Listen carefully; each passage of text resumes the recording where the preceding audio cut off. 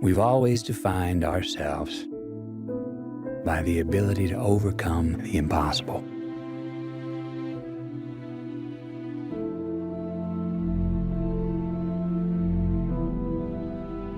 And we count these moments. The first ever to fly faster than the speed of sound.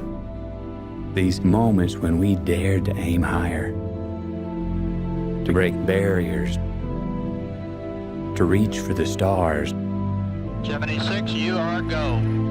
to make the unknown known.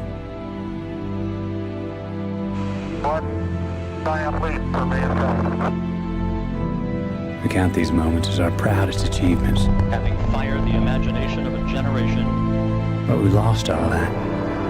pulls into port for the last time. Or perhaps we've just forgotten that we are still pioneers, that we've barely begun, and that our greatest accomplishments cannot be behind us, because our destiny lies above us.